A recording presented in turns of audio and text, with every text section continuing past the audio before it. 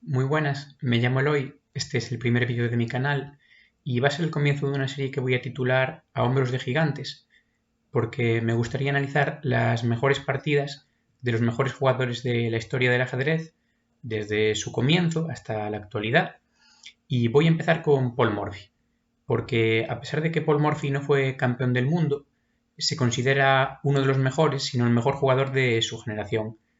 Él nació en 1837 en Nueva Orleans y desde muy jovencito destacó, y su mérito más importante quizá fue que fue campeón de Estados Unidos con 20 años, puesto que se celebró un torneo en Nueva York que reunía a los mejores jugadores del país y como Morphy lo ganó se le reconoció el título, aunque también es muy exitosa su breve trayectoria por Europa, que sucedió entre sus 20 y sus 22 años, la época comprendida aproximadamente entre 1858 y 1859, y vamos a ver una partida de ese periodo en la que Morphy aquí juega contra los condes de Brunswick, una partida celebrada en París en 1858, que si bien es cierto que no eran jugadores profesionales, eran más bien aficionados, es una muestra para ver el talento y las capacidades de Paul Morphy.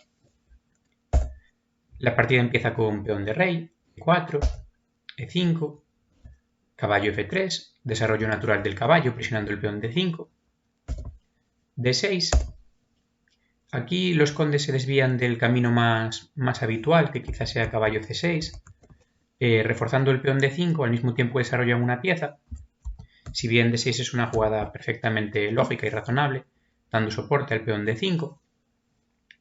Y en este momento Morphy aprovecha para coger el centro, peón a d4, poniendo presión sobre 5.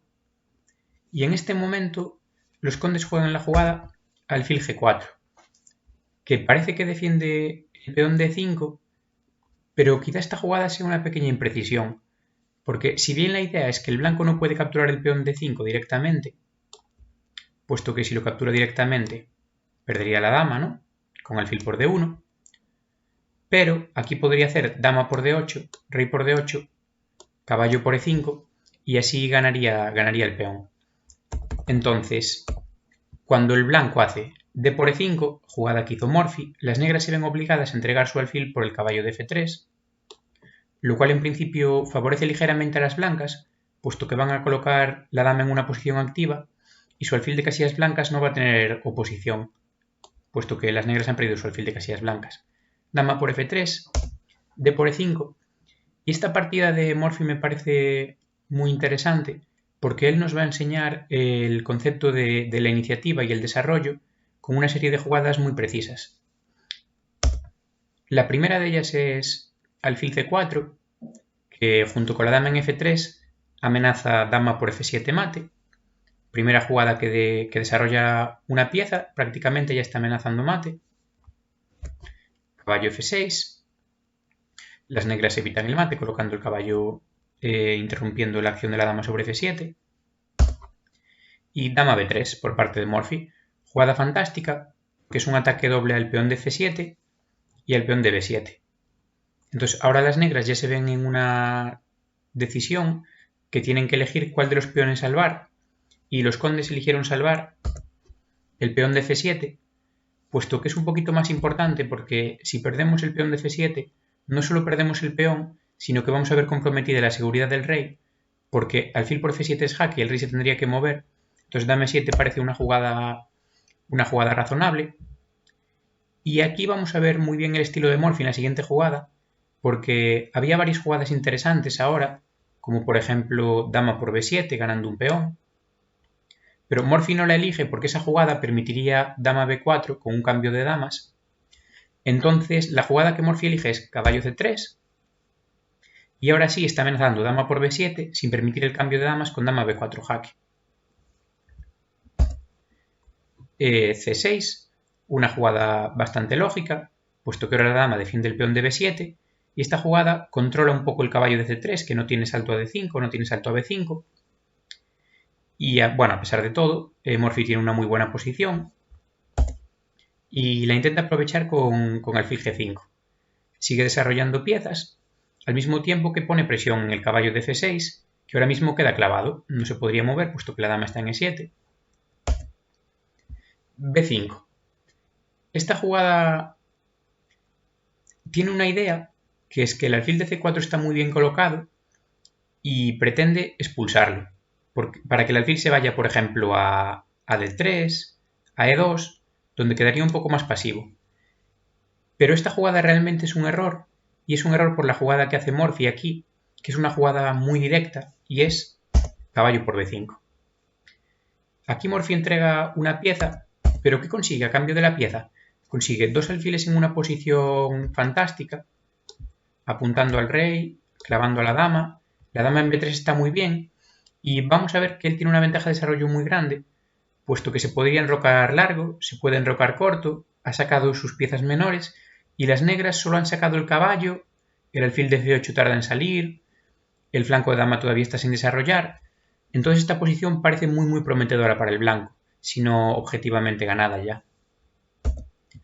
El negro hace caballo BD7, que si no, poner el rey en D8 sería incluso todavía peor, tras una jugada como enroque largo, y las piezas blancas están entrando a la posición con jaque, y parece muy desagradable para el negro. Caballo D7. E igualmente enroque largo. La presión es muy grande. La torre, el alfil, el otro alfil.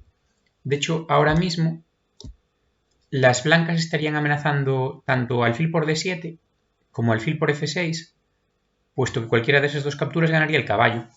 Por ejemplo, alfil por D7 sería una amenaza, puesto que las negras no pueden comer con la dama porque la perderían, y tampoco podrían comer con el caballo porque perderían la dama debido a la clavada del otro alfil. Entonces las negras tienen que defenderse de estas amenazas y lo hacen con la jugada torre de 8. Ahora, si nos comen el caballo de D7 podemos comer con la torre y no hay problema. Y si nos comen el caballo de F6 podemos comer con el peón y también el caballo de D7 está defendido. Pero aquí Morphy tenía una jugada preparada y la jugada es torre por D7. Después de haber entregado una pieza, Morphy aquí entrega una calidad, pero la idea es que si él come con la torre en D7, las negras se ven obligadas a capturar con la torre. El tema es que la torre queda clavada y no se puede mover. Entonces es una situación muy desagradable para el negro. Y ahora traemos a jugar la última pieza que no estaba participando, torre de 1, y aquí ya se empiezan a ver muy seriamente los problemas del negro. Se amenaza de nuevo alfil por F6, se amenaza de nuevo alfil por D7, y parece muy difícil encontrar una jugada para las negras. Los condes intentaron dama E6, intentando cambiar damas y aliviar un poquito la posición. De hecho, ahora mismo, si alfil por D7, el caballo puede tomar en D7. Entonces, bueno, parece una alternativa razonable. Igualmente, alfil por D7, caballo por D7, y llegamos a una posición en la que el negro tiene una pieza de más y podría parecer que se está librando de sus problemas, pero nada más lejos de la realidad. Aquí las blancas disponen de un golpe definitivo y es la jugada dama B8. Sacrificio de dama fantástico de Morphy, que debe ser aceptado, puesto que si no el negro estaría en jaque mate. Y tras caballo por B8, torre de 8. Y jaque mate. Una partida fantástica de Paul Morphy, que en solo 18 jugadas consigue ganar la partida y nos deja lecciones muy valiosas como la importancia del desarrollo, la importancia de la iniciativa por encima del material.